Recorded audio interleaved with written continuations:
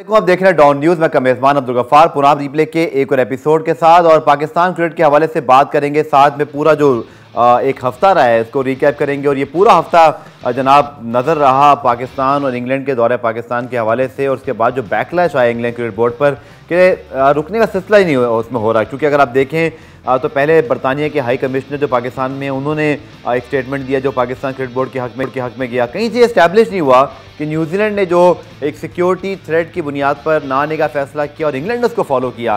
सो England New Zealand को चलें, इस बारे में पाकिस्तान क्रिकेट बोर्ड ने गलत साबित किया है। बहुत सारी प्रेस कॉन्फ्रेंस की हैं।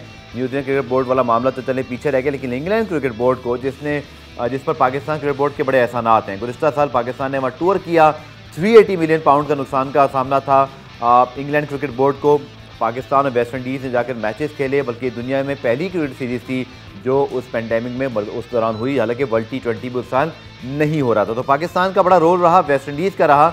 और अगर हम देखें तो उसके बाद इंग्लैंड में आज बरतानिया में उनके जो साबिक कप्तान है माइकल एथर्टन, उन्होंने एक कॉलम लिखा है जिसके अंदर उन्होंने बड़ा पुरजोर तरीके से चीज़ का मुतालबा किया कि इंग्लैंड क्रिकेट बोर्ड के जो सरबराह हैं वो सामने आएँ और वजाहत करें कि किस बुनियाद पर ये फैसला हुआ। तो बड़ा प्रेशर बिल्ड हो रहा है England and Wales cricket board पर। इस हवाले से बात करेंगे, लेकिन पहले आपको दिखाते हैं रिप्ले हेडलाइन आपने देखी, नेशनल T20 पे बात करेंगे। इसके साथ साथ जो इंग्लैंड क्रिकेट बोर्ड पे प्रेशर बिल्ड हो रहा है, और फिर इसके साथ साथ शहरोज़ काशिफ के हवाले से आपने खबर सुनी, उनसे भी उनके मैटर पे भी बात करेंगे। बड़ी अच्छी बात है कि वो पाकिस्तान के लिए कई कारनामे सर अंजाम दे रहे हैं। मेरे साथ कराची स्टूडियो में मौजूद हैं हमारे स्पोर्ट्स रिपोर्टर रज़ा कलीम, और उसके साथ साथ हमें स्काइप पे ज्वाइन करें लाहौर से अब्दुल रऊफ़, पाकिस्तान के साबिक टेस्ट फास्ट बॉलर। रऊफ़, आपसे मैं आगाज़ करता हूँ। मौजूदा जो सूरत हाल है पूरे वीक का हम रिकैप कर रहे हैं, और नेशनल T20 पे तो बात करेंगे, लेकिन रऊफ़, न्यूजीलैंड ने जो ज़्यादती की पाकिस्तान क्रिकेट के साथ, और फिर इंग्लैंड ने तो ऑब्वियसली सिर्फ एक बड़े लेम एक्सक्यूज़ के साथ कि जी सिक्योरिटी का भी नहीं लिखा, सिर्फ रीजन का लिखा कि वहाँ कुछ कंसर्न है सिक्योरिटी के, लेकिन मेनली लिखा कोविड का या फिर मेंटल या फिजिकल हेल्थ का। बड़ी बुरी तरह बैकफायर हुआ है। और आज माइकल एथर्टन ने जो कॉलम फिर लिखा है, और इंग्लैंड के क्रिकेट बोर्ड के चेयरमैन को उन्होंने मुखातिब किया कि आपको सामने आकर वजाहत करनी चाहिए, क्योंकि इससे पूरी दुनिया में इंग्लैंड क्रिकेट की भी जगह साई हुई कि हमने एक ऐसे क्रिकेट बोर्ड को यहाँ लेट डाउन किया जिसने हमारी बड़ी मदद की थी। तो नमीज़ राजा और पाकिस्तान क्रिकेट बोर्ड को एक बड़ी मॉरल विक्ट्री हासिल हुई है रऊफ़ यहाँ पर। जी बिल्कुल, और मेरा ख्याल है कि माइकल एथर्टन और जितने भी एक्स प्लेयर्स हैं इंग्लैंड के, वो कम्प्लीटली खुलकर इस मामले में सामने आ चुके हैं कि पाकिस्तान क्रिकेट के साथ ज्यादती हुई है, पाकिस्तान क्रिकेट के शायकीन के साथ ज्यादती की गई है। और अब इंग्लैंड क्रिकेट बोर्ड की जाने से भी कोई पॉलिसी बयान इस किस्म का सामने आ नहीं रहा, जिसकी वजह से उस पर बहुत ज़्यादा प्रेशर मजीद डेवलप हो रहा है। क्योंकि जो न्यूजीलैंड ने किया वो तो खैर किया और वो चले गया, मगर उसके बाद जो इंग्लैंड का था, क्योंकि पाकिस्तान ने, आपको याद होगा कि पीछे कोरोना में जब उसकी बड़ी शदीद पेंडेमिक की लहर जारी थी, तो उसमें पाकिस्तान की टीम को इंग्लैंड भेजा था, और इंग्लैंड क्रिकेट बोर्ड का एक बहुत बड़ा नुकसान होने वाला था, उससे उसको बचाया था। तो अब उसमें मेरा ख्याल है कि इनके आपस में जो बातचीत हुई होगी, जो दोनों क्रिकेट बोर्ड के सरबराहान हैं, तो उसमें भी इंग्लैंड ने भी इस बात का अदा किया होगा कि हम मुश्किलात से आपके साथ तावन करेंगे। मगर अब जब पाकिस्तान पर थोड़ा सा डिफिकल्ट टाइम आया, तो उन्होंने वो पुल आउट हो गए सीरीज से, और उसके बाद एक बिल्कुल क्वाइटनेस है उनके क्रिकेट बोर्ड की जानिब से। और इस चीज़ को हाईलाइट किया, ना सिर्फ जो साबिक प्लेयर्स हैं उन्होंने हाईलाइट किया, बल्कि जो प्लेयर्स एसोसिएशन है इंग्लैंड की, उसने बड़ा खुलकर इसकी मुखालफत किया कि जो प्लेयर्स हैं उनको तो इस चीज़ का नॉलेज नहीं है, ना ही प्लेयर्स ने मना किया जिस तरह न्यूजीलैंड के प्लेयर्स ने खेलने से मना किया है। मगर इसमें जो इंग्लिश क्रिकेट बोर्ड है वो रिस्पॉन्सिबल है कि उन्होंने इस दौरे से पुल आउट किया और प्लेयर्स को भेजने से इनकार किया। तो एक बड़ा अच्छा एक जो प्रेशर है वो डेवलप हो रहा है, और मैं भी शायद आगे हालात पाकिस्तान के लिए मजीद बेहतरी की तरफ जाए। बिल्कुल अच्छे तरीके से पाकिस्तान ने अपना केस यहाँ पर मुझे लगता है लड़ा है, चाहे मीडिया हो, सोशल मीडिया हो, और हम जिसको भी देखें पहले दिन से ही, चूँकि सबको पता था कि पाकिस्तान ने कितनी मदद की है इंग्लैंड क्रिकेट बोर्ड की, तो इखलाकी तौर पे भी बहुत सारे इंटरनेशनल प्लेयर्स, चूँकि इसमें PSL का भी बड़ा कमाल है, चूँकि बहुत सारे प्लेयर्स PSL खेलते हैं, उन्होंने खुलकर इस बारे में बात की, और देखा ही देखी फिर इंग्लैंड के स्टार्स भी इस बारे में बात करने लगे। माइकल एथर्टन जो कि इंग्लैंड के अंदाज से साबिक कप्तान है, बल्कि बड़े अहम क्रिकेट मुबस्सिर हैं, हो नासिर हुसैन हो या माइकल वॉन, इन तीनों साबिक कप्तानों की एक बड़ी अहमियत है, और इनमें से जब कोई लिखता है तो उसकी बात पूरी दुनिया में जाती है। माइकल एथर्टन ने आज इंग्लैंड क्रिकेट बोर्ड के चीफ को मुखातिब करके कहा कि आपको इस बुज़दिलाना खामोशी से बाहर आकर इसकी वजाहत करना पड़ेगी। मज़ीद क्या डिटेल हैं आपको इस रिपोर्ट में दिखाते हैं, फिर आके मज़ीद बात करते हैं। तो जो आप फुटेजेस भी देखते हैं, तो इंग्लैंड के मैदानों पर बाहर के पाकिस्तान ने जिस ज़माने में क्रिकेट खेली, रज़ा कलीम आपको याद होगा उस ज़माने में तो हम ये डिस्कस कर रहे होते थे कि तो पहली मरतबा पहले वेस्ट इंडीज़ खेला था, फिर पाकिस्तान के किस तरह के प्रोटोकॉल्स होंगे, बॉल सैनिटाइज कितनी मरतबा होगी, फिर कोविड के प्रोटोकॉल्स में आपकी टीमों की एहतियात। आपको याद होगा मोहम्मद हफीज़ की वो तस्वीर का छोटा सा मामला जिसको भी बड़ा इशू बनाया गया, मतलब इतनी सख्ती थी कि बड़े बड़े स्टार्स को इतनी छोटी छोटी बातों पर भी प्रेस के सामने बताते देना पड़ी यहाँ क्रिकेट बोर्ड को। तो माइकल एथरटन का जो कॉलम है रदा, उसको हम उस पर स्पेसिफिकली बात करें। आई थिंक उन्होंने ठीक ठाक जो है वो प्रेशर डाल दिया है इंग्लैंड क्रिकेट बोर्ड पर और पाकिस्तान क्रिकेट बोर्ड के साथ, और पाकिस्तान क्रिकेट के साथ इस पर दुनिया हम आवाज़ है। बिल्कुल आप सही कह रहे हैं। जिसमें माइकल एथरटन है, दुनिया के नामवर मुबस्सिर में उनका शुमार होता है और उनकी बात को वज़न है समझी जाती है। अब देखें इंग्लैंड क्रिकेट बोर्ड मेरे ख्याल से खुद ही फंसता हुआ नज़र आ रहा है। हुकूमत बोल चुकी है हमने नहीं कहा, प्लेयर्स बोल चुके हैं हमने नहीं कहा, तो बोर्ड ने किस इसमें एक चीज़ मैं आपसे ज़रूर ऐड करना चाहूँगा। आपको याद है जिस ज़माने में वसीम खान साहब बात कर रहे थे उनकी, मैं तो अभी तक कहता हूँ कि अच्छी बात थी कि आपने क्रिकेट को सपोर्ट किया और आपको नहीं पता होता अगले 2 साल बाद सूरत हाल क्या होगी, क्योंकि हमारी क्रिकेट तो वापस आ गई थी। ये तो बाद में ऑब्वियसली वो कहते हैं ना कि धोखा देने वाली बात जिस तरह न्यूजीलैंड ने या इंग्लैंड ने किया। लेकिन टॉम हैरिसन उस ज़माने में आपको याद है बड़ा इनका नाम आता था, उनसे बात चल रही होती थी। इस मामले में टिम वॉटमर जो हैं इंग्लैंड क्रिकेट बोर्ड के चेयरमैन, उनका तस्करा बहुत हो रहा है, बट हैरिसन का जिक्र कहीं नहीं। और आप क्या समझते हो कि चीफ एग्जीक्यूटिव और चेयरमैन दोनों में से किसी ने कोई बात नहीं की इस पर अब तक? बिल्कुल बहुत ही शॉकिंग है, क्योंकि अभी थोड़े अरसे पहले जब इंडिया और इंग्लैंड का मैच कैंसिल हुआ था उस वक्त तक टॉम हैरिसन के काफ़ी स्टेटमेंट आए हैं, लेकिन अब वो बिल्कुल तस्वीर से गायब हो गए हैं, जैसे कि उनका कोई वजूद ही नहीं है। मेरे ख्याल से इस बात पे अब इंग्लैंड को बिल्कुल जिस तरीके से माइकल एथरटन ने बोला है सामने आना होगा और वजाहत देनी होगी कि क्या वजूहत थी जिनकी वजह से वो दौरा उन लोगों ने मनसूख किया। क्योंकि जिस तरीके से आपने बोला पाकिस्तान ने ना सिर्फ पिछले साल बल्कि इस साल भी 2 दफ़ा पाकिस्तान ने पेंडेमिक में इंग्लैंड का टूर किया और वहाँ पे क्वारंटाइन का बहुत मुश्किल तरीन वक्त गुजारा। तो मेरे ख्याल से इंग्लैंड क्रिकेट बोर्ड को मॉरली भी ये उनके ऊपर जिम्मेदारी है कि वो आके बताएं कि क्या वजूहत नहीं जिसकी वजह से उन्होंने पाकिस्तान का दौरा मनसूख किया, क्योंकि सिर्फ 4 दिन थे, कोई इतनी बड़ी वजूहत नहीं थी। और दूसरा वुमेन क्रिकेट टीम का भी बयान आ चुका है, वो बोली है भाई हमें तो कोई मसला नहीं था।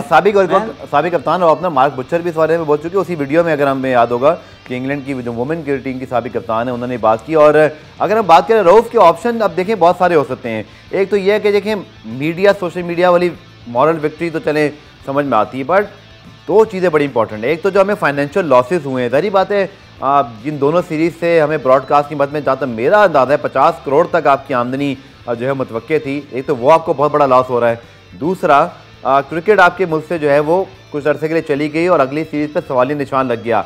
हिकमत अमली रऊफ क्या होनी चाहिए क्रिकेट बोर्ड की, फाइनेंशियली भी और क्रिकेट को वापस लाने के लिए भी। और दूसरा 10 ही तो ममालिक हैं, अगर आप 2 या 3 से बिगाड़ लेते हैं, भारत तो चले माइनस पहले ही हो जाते हैं, हमारे पास 9 लोग बचे हैं सिर्फ। उन 9 से भी अगर हमारी खुदा ना खास्ता कोई ऐसे हम लेवल पे आ जाए कि क्रिकेट ही ना खेल पाएँ और बहुत ज़्यादा महाजराई हो जाए, कोई मिडल में निकालना पड़ेगा।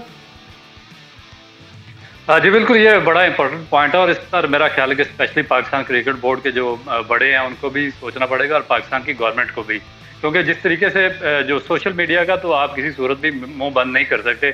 मीडिया या सोशल मीडिया हो गया, वहाँ पर तो जो भी लोग कर रहे हैं उनको करने दिया जाए। मैं कहता हूँ पाकिस्तान क्रिकेट बोर्ड के हाई ऑफिशियल था उनकी जानब से कोई ऐसा बयान नहीं आना चाहिए जो आगे जाकर पाकिस्तान के 2 जो बायलैटरल जो ताल्लुकात हैं वो उनमें खराबी का बायस बने। क्योंकि आपने जिस तरह निशानदेही की है कि टोटल 10 या 12 कंट्रीज हैं और इनको घूम फिर कर एक दूसरे के खिलाफ ही खेलना पड़ेगा। और उसके बाद जो आईसीसी में जब इनकी मीटिंग्स होती है, कहते हैं कलामी की ये सारे बोर्ड बड़े हाई वैल्यूएबल बोर्ड है, जिनकी ब्रॉडकास्ट वैल्यू बहुत ज़्यादा है, जिनकी परफॉर्मेंसेज बहुत अच्छी हैं। इंग्लैंड, ऑस्ट्रेलिया, भारत, ऑब्वियसली आप अगर इनसे नहीं खेलते तब भी आपका सर्वाइवल नहीं है। बिल्कुल एग्जैक्टली। और मेरा ख्याल है कि मेरा नहीं ख्याल कि मैं इसके कतई खिलाफ हूँ, कतई इस चीज़ के खिलाफ हूँ कि इनके साथ किसी किस्म का भी कोई बिगाड़ पैदा किया जाए। मगर इसमें सबसे जो इम्पोर्टेंट चीज़ है जो हमें इस पर जो एक रिजल्ट मिला है वो ये है कि हमें अपना जो स्टैंडर्ड है वो बहुत ज़्यादा ऊपर करने की ज़रूरत है। हमें अपने बायलैटरल जो ताल्लुकात है उन मालिक के साथ उसको बेहतर बनाने की ज़रूरत है। हमें जो क्रिकेट जो डिप्लोमेसी है उसको इख्तियार करने की ज़रूरत है। उसके बाद जो हमें अपनी डोमेस्टिक क्रिकेट है उसमें बहुत ज़्यादा वर्कआउट करने की ज़रूरत है, ताकि उसको जितना ज़्यादा हम स्ट्रॉन्ग करेंगे, जितनी हमारी क्रिकेट स्ट्रॉन्ग होगी, जितनी हमारी टीम मजबूत होगी, उतना ही हमारा ज़्यादा एक हमारा जो नाम बनेगा इंटरनेशनल क्रिकेट में और हम बेहतर तौर पर उनके साथ जो मैनिपुलेशन होगी वो कर सकेंगे। बिल्कुल आपने जिक्र किया डोमेस्टिक का, तो नेशनल T20 जारी है। अब ब्रेक से वापस आकर लेटेस्ट रिजल्ट भी आपको बताएंगे, फिर रऊफ से बात करेंगे कि स्टैंडर्ड ऑफ क्रिकेट कैसा है और हम मजीद क्या बेहतरी कर सकते हैं। मिलते हैं शॉर्ट ब्रेक के बाद।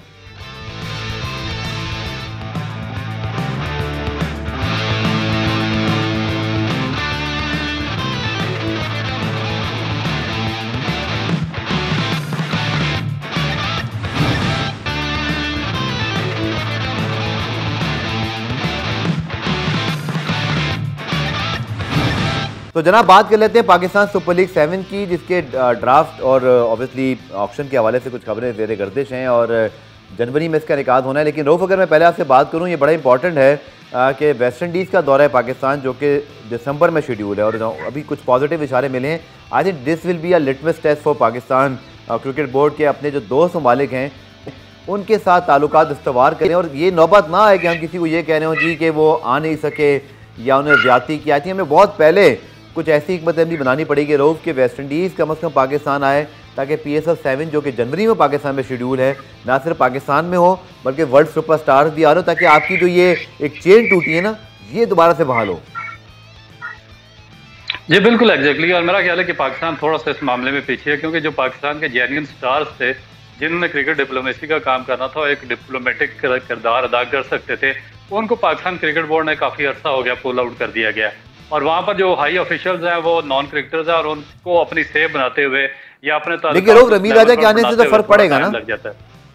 बिल्कुल एग्जैक्टली, जिस तरह रमीज राजा के आने से अभी फर्क पड़ा है कि माइकल थर्टन और उसके बाद डैनी मॉरिसन और जितने भी इनके दोस्त हैं इंटरनेशनल लेवल पर, उन सब ने खुलकर पाकिस्तान की हमायत में बयान दिए हैं और सामने भी आ गए हैं। तो ये इतना बड़ा डिफरेंस पड़ता है और इसमें पाकिस्तान की जो हायर अथॉरिटीज़ हैं, गवर्नमेंट है, उनको भी सोचना चाहिए कि बजाय कि इतने काबिल लोग अगर आपके पास मौजूद हैं तो उनको क्रिकेट डिप्लोमेसी के लिए इस्तेमाल किया जाए, बजाय कि जो हमारे सियासतदान आते हैं और अपने मफादात के लिए अपने दोस्तों को ओब्लाइज करना शुरू कर देते हैं, तो उससे बाद में पाकिस्तान की क्रिकेट का भी नुकसान होता है और पाकिस्तान बिल्कुल इंटरनेशनल जो कम्युनिटी है क्रिकेट की उसमें बिल्कुल तनाई का शिकार हो जाता है और पाकिस्तान अपनी एक जो वहाँ पर डिप्लोमेटिक जो ताल्लुकात हैं उनको बेहतर तौर पर इस्तेमाल नहीं कर सकता। तो मेरा ख्याल है कि ये अब रमीज राजा के आने से एक थोड़ा सा एक विंडो खुला है और ये आगे आकर पाकिस्तान के मुस्तकबिल के लिए बहुत बेहतर होगा। बिल्कुल ठीक रऊफ आपने कहा। और रज़ा, अगर हम इस वक्त एक सूरत हाल देख लें दुनिया क्रिकेट की, तो दुनिया जस्ट अभी रिकवरी हुई है। वर्ल्ड T20 अब होने जा रहा है 2 साल बाद, जो कि पिछले साल होना था, यानी कि 1 साल के गैप के बाद। और दूसरा बायलैटरल सीरीज़ भी रेगुलर होना शुरू हुई पिछले 1 साल से। लेकिन एशेज़ के अंदर भी हम देख रहे हैं यही मसले मसाइल चल रहे हैं। भारत और इंग्लैंड के दौरान अभी सीरीज 5वें टेस्ट में ये मसला हुआ, आपको याद है। साउथ अफ्रीका भी हमारी तरह इसी चीज़ का शिकार हुआ, ऑस्ट्रेलिया नहीं आया। उस वक्त हमें उनका दुख अब समझ में आया, जो उनकी प्रेस रिलीज आपको याद होगा जिसमें उन्होंने कंडेम किया था। सो डिवाइड तो हो रही है क्रिकेट वर्ल्ड, साउथ अफ्रीका हो, पाकिस्तान हो, कल को वेस्ट इंडीज़ को सूरत का सामना करना पड़ सकता है। बांग्लादेश अभी तक बड़ा लकी है कि हालांकि उनकी टीम इतनी बड़ी नहीं है, लेकिन किसी तरह वो इंग्लैंड न्यूजीलैंड को लाने में कामयाब रहे हैं। सो बड़ा ज़रूरी है कि हम कम से कम किसी एक तरफ हो जाएं और वो 3-4 लोग हमारे साथ भी होते हैं क्रिकेट बोर्ड, तो हमारी क्रिकेट यहाँ रिवाइव होते रहे। क्योंकि सिर्फ अगर ये मजम्मती बयान या अगर हमने कहते हैं ना इख्तलाफ ही रखा तो ये भी तो काम नहीं आएगा आखिर में। बिल्कुल काम नहीं आएगा। और देखें, मेरे ख्याल से जिस तरीके से रमीज़ राजा के बयान आए, उन्होंने बोला है कि हमने अभी से अगले दौरे की तैयारी शुरू कर दी है कि बैकअप प्लान क्या होना चाहिए। मेरे ख्याल से बोर्ड काम कर रहा है इस सिलसिले में कि दोबारा ऐसा ना हो कि एंड टाइम पे कोई टीम धोखा देती है या कोई टीम आने से मना करती है, तो बैकअप प्लान हमारे पास क्या होगा। तो जिस तरह आपने बोला कि ऑस्ट्रेलिया नहीं आई, तो मेरे ख्याल से ऑस्ट्रेलिया को अभी आना है, अभी टाइम फरवरी में आना है, तो उम्मीद अच्छी रखनी चाहिए क्योंकि उससे पहले वेस्ट इंडीज़ का दौरा है, PSL होनी है। तो मेरे ख्याल से अगर वो अच्छे तरीके से हो जाती है, कामयाब हो जाती है, तो हम एक जिस तरीके से अभी पाकिस्तान ने अपना केस पुट अप किया है दुनिया के सामने, तो मेरे ख्याल से उस वक्त भी ऑस्ट्रेलिया के सामने कर सकते हैं कि पाकिस्तान एक सेफ कंट्री है, ऑस्ट्रेलिया को यहाँ के खेलना चाहिए। बिल्कुल। और रऊफ, जैसे कल PSL की जो मीटिंग हुई, तो ये बड़ा ज़रूरी है कि कहते हैं ना put your house in order.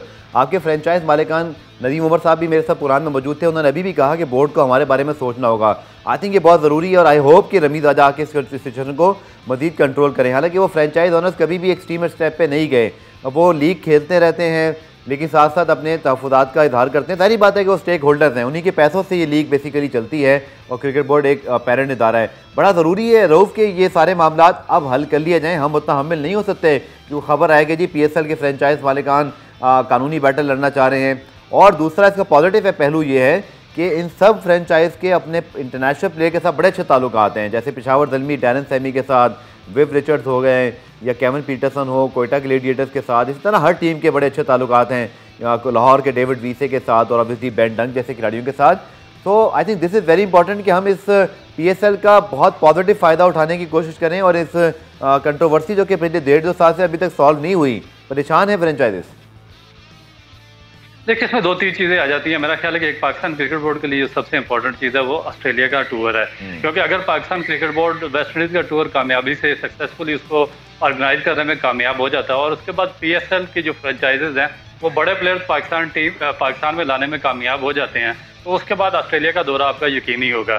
तो मेरा ख्याल है कि पाकिस्तान क्रिकेट बोर्ड इस बात पर बहुत ज़्यादा इस वक्त फोकस कर रहा है। दूसरी जानब जो आपने फ्रेंचाइज की बात की है, तो मेरा ख्याल है कि जो उनके अपने इश्यूज़ हैं, जो फाइनेंशियल इश्यूज़ हैं, उनको भी पाकिस्तान क्रिकेट बोर्ड देखना चाहता है। और उसके बारे में एक जो पाकिस्तान क्रिकेट बोर्ड की जो राय है, मैं बिल्कुल उसके साथ हूँ कि क्यों आप कोई भी चीज़ हाइड नहीं कर सकते, आपकी हर चीज़ सामने होनी चाहिए। और जो तीसरी चीज़ इसमें ये आ जाती है कि अभी तक जो फ्रेंचाइज का जो रोल है, जो पूरी दुनिया में देखने में आया है कि नीचे डेवलपमेंट लेवल पर जो आपका रीजनल या सिटी क्रिकेट या क्लब क्रिकेट बोर्ड ने बिल्कुल रूट आउट कर दिया था और उसके पास इनका कोई मुतबादिल रास्ता नहीं था।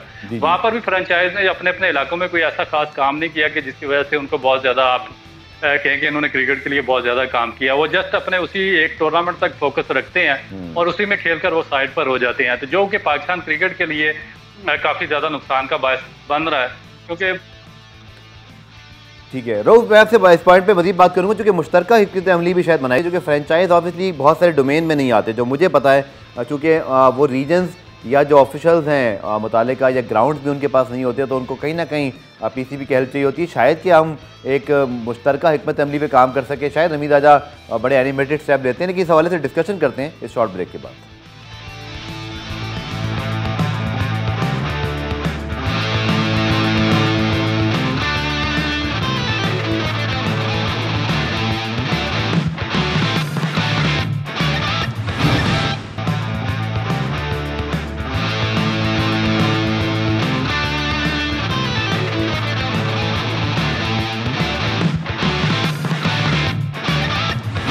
तो इंटरनेशनल क्रिकेट के बाद हम बात कर लेते हैं डोमेस्टिक क्रिकेट के हवाले से। रऊफ ने भी इस बारे में बात की थी कि हमें अपना स्टैंडर्ड इतना हाई रखना है कि टीमें हमसे खेलने में मजबूर हों। नेशनल T20 टूर्नामेंट चल रहा है पाकिस्तान में, पहले आपको रिपोर्ट दिखाते हैं उनके रीसेंट रिजल्ट पे, फिर आके रऊफ और रज़ा से बात करते हैं। सबसे पहले मैं बात करता हूँ रज़ा की, क्योंकि रज़ा कल भी हम बात करते हैं पुराने में कि बड़ा इंपॉर्टेंट है नेशनल T20 में एक एंगल कि आपके जो वर्ल्ड T20 के स्क्वाड है उसमें अभी भी 10 अक्टूबर तक गुंजाइश है। बहुत सारे प्लेयर्स के सिलेक्शन पे सवालात उठे हैं, उनकी सिलेक्शन पे, कुछ के सिलेक्शन ना होने पर, तो कुछ ब्रीफ कीजिएगा इस वक्त जो सिचुएशन है, जो हमारा वर्ल्ड T20 स्क्वाड है, क्या क्या इसमें खास बात रही? देखिए बिल्कुल, अभी तो 2 ही मैच हुए हैं, कहना थोड़ा अर्ली भी हो जाएगा, लेकिन अगर जायज़ा लिया जाए तो सदर्न पंजाब एक ऐसी टीम है, उसमें पाकिस्तान का जो मिडिल ऑर्डर है पूरा उसी टीम में आ गया है। सोहेब भी उसी में, आज़म भी उसी में और खुशदिल भी उसी में।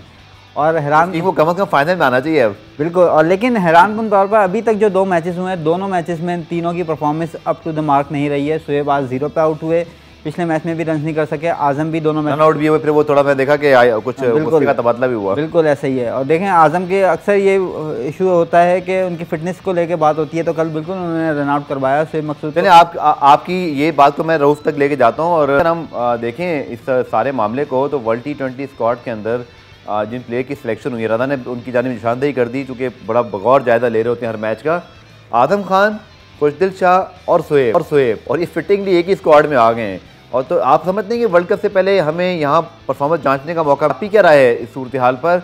तब्दीली अगर करनी है तो इस टूर्नामेंट की बेस पे क्या कर सकते हैं? जी बिल्कुल लेना चाहिए, क्योंकि मेरा नहीं ख्याल कि ये जो इन्होंने स्क्वाड सेलेक्ट किया है किसी भी लेवल पर डिजर्व करता है वर्ल्ड कप के लिए।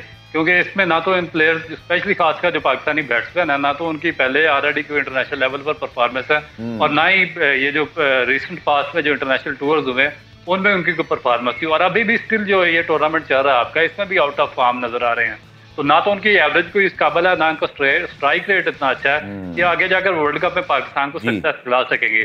और दूसरा जो हम बात कर रहे थे कि हमें जो अपना स्टैंडर्ड इंप्रूव करने की जरूरत है, मेरा ख्याल है कि रवीज राजा को सबसे ज्यादा इस चीज पर मेहनत करनी पड़ेगी। और जितनी भी नाअहलियत है इस जो पुराने क्रिकेट बोर्ड में डाली है इसमें, उसमें ये कोचिंग स्टाफ से लेकर चीज की कमी दिखाई दे रही है। मैं वीडियो में देख रहा था, वो थी क्राउड की अदम दस्तयाबी। आप समझते हैं कि हमें स्टेप लेने चाहिए, ग्राउंड भरे होने चाहिए। मैं अपने शायकीन से भी थोड़ी सी अपील करूंगा। आई थिंक 50 रुपये से ज़्यादा टिकट स्टार्ट हो रहा है, तो बड़े नॉमिनल हैं, लेकिन क्रिकेट बोर्ड को भी जरूर कुछ खुद भी स्टेप उठाने होंगे क्राउड को लाने के लिए। देखिए मेरा ख्याल है कि पाकिस्तान जो इमरान खान का विजन था, जिस तरीके से वो रीजनल क्रिकेट को ऊपर लाना चाहते थे, और वो कह रहे थे कि जितने भी मैं सिटीज या रीजनल लेवल पर क्रिकेट कराऊंगा, उसका मकसद यही है कि लोग फैन फॉलोअर्स बनेंगे अपनी अपनी, टीमों की और अपने अपने रीजन की और अपने अपने इलाकों की, मगर उसको इम्प्लीमेंट करने में पाकिस्तान क्रिकेट बोर्ड कंप्लीटली नाकाम रहा है। और आप देखें कि देखिए बलूचिस्तान की जो टीम इन्होंने बनाई है बिल्कुल ही नाकिस सिलेक्शन, बल्कि नाकिस तरीन सिलेक्शन उसमें किया और किसी भी लेवल पर वो स्टैंड नहीं कर रही। बलूचिस्तान के ऊपर काफी बात हो रही है रोहब, मैं इस पे ब्रेक के बाद आके मनूंगा, चूंकि सवाल जरूर उठ रहे हैं कि बहुत सारे प्लेयर को शायद चांस नहीं मिल रहा है या क्या कॉम्बिनेशन ठीक नहीं है। रजा से भी इस बारे में बात करेंगे शॉर्ट ब्रेक के बाद।